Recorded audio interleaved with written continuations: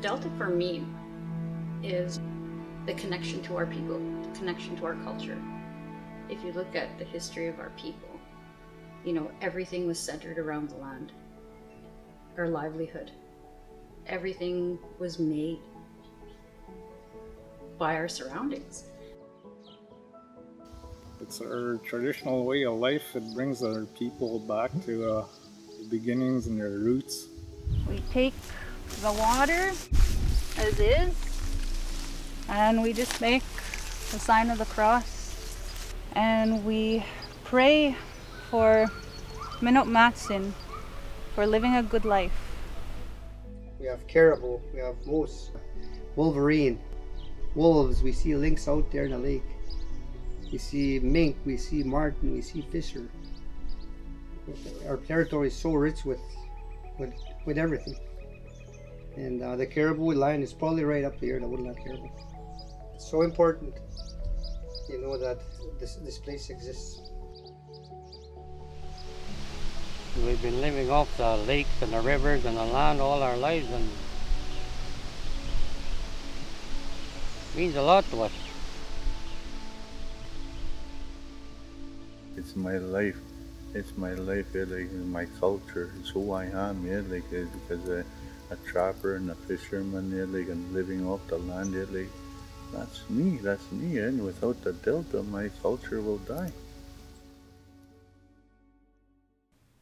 After flowing 1,200 kilometers from Canada's Rocky Mountains, collecting runoff from the prairies and the Boreal plains, the Saskatchewan River spills into a maze of channels that cut across the low-lying forests and wetlands of the Saskatchewan River Delta.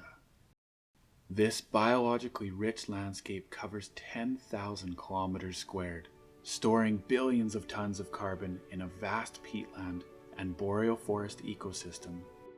It's also the traditional territory of many First Nations and Métis communities, including Cumberland House Cree Nation and the northern village of Cumberland House.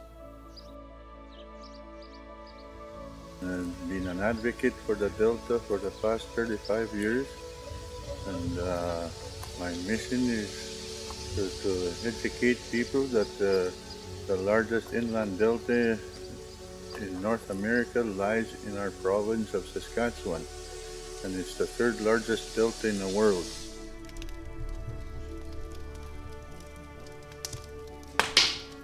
Being out there on the land, it brought families together. It had that connection of culture. And with the slowly diminishing of our delta, you know, there's that disconnect between families going out there and experiencing the delta the way they used to. I spent a lot of time out in the land with my grandparents. Always going out to the trap line, hunting, fishing. Always living off the land. Basically, most of our food source was off the land and in the water. There was hardly times where I grew up with processed foods. The biggest change I've seen so far is mostly decline in habitat and wildlife and fish. The river's purpose is to carry nutrients to replenish wetlands. And ever since that they put the dams on the river system, that really impacted the delta big time because they trapped the nutrients in these reservoirs. Fish can't come in a lake when it's only 2 feet deep. They're not going to go there. Oh, we didn't use that many nets back then. Maybe 4 or 5. And they'd fill their boat, and 2-3 times a day maybe they'll fill their boat. But nowadays you need at least 20-25 nets. Well, even with that many nets, you still don't get that much fish. And then there's an invasive species here that's in the delta, and it's called Phragmites. It's a tall grass, and it chokes up all the other plant life, and it's really impacted the food supply for the wildlife in the delta. Because we've never considered impacts to the delta in a lot of the things we've done on the Saskatchewan River system, installed dams, there's been irrigation projects, proposed irrigation projects. changes in agricultural practices. All of those have had incremental impacts on the Delta, and that's accumulated over time. It's the one place where we just see such a high level of biodiversity, and it just plays such an important role in Canada's wilderness. In any other country, it would have been protected decades ago. As of 2018, researchers with Ducks Unlimited have banded 61,000 waterfowl in the Saskatchewan River Delta. Of these, over 9,000 have been recovered, and their locations mapped across North and South America. Taking it a step further, researchers with the University of Saskatchewan were able to identify the origin of natal and freshly molted feathers using isotope assessments from feathers collected by hunters in the Delta during the fall migration. These results are clear. Millions of birds from every corner of the continent stop at the Saskatchewan River Delta during their spring and fall migrations.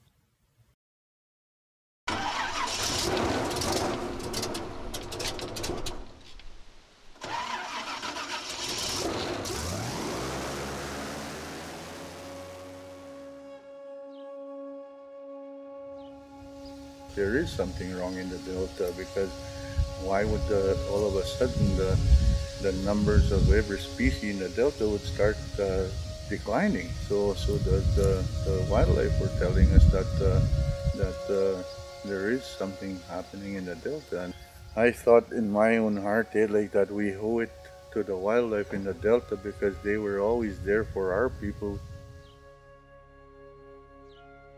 Listening to my father for over 30 years, he always talked about, read what it says in the Bible. God says, be good stewards. Be good stewards of this land. And that's something that he always stresses to us. Be good stewards. And everybody can go out there and try and make, the world and make changes in the world and everything, but start at home. That's what he said. This is your home. This is where you come from. This is where you start.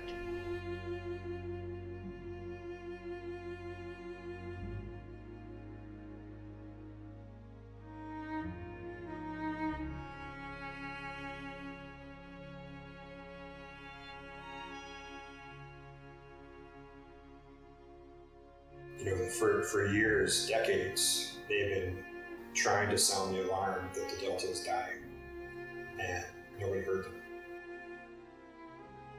Because the Delta is so important, we all end up paying a bit of a price, but none more than the people that live there, that have evolved with that place and rely on that for their day-to-day life.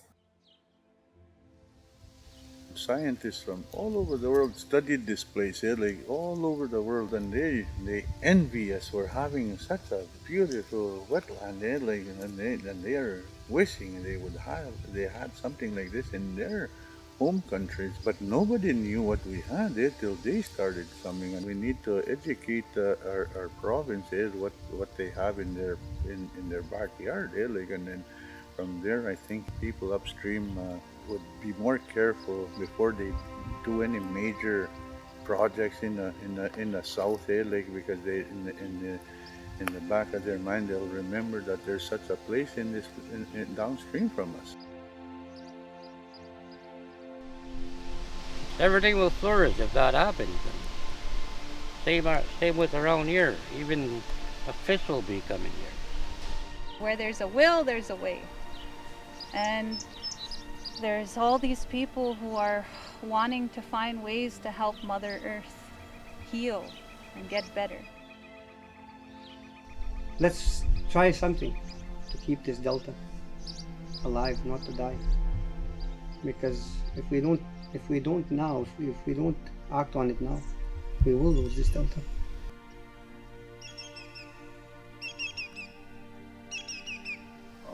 Very glad that the First Nations always stuck to their guns and always wanting to make this place better and protect it.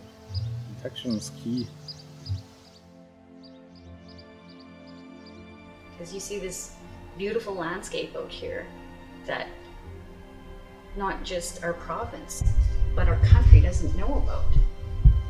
You know, and we need to shine a light on it, because, you know, having such a diverse ecosystem here, but yet no protection, no management plan, you know, nothing set there. And I just see that the potential to not only just to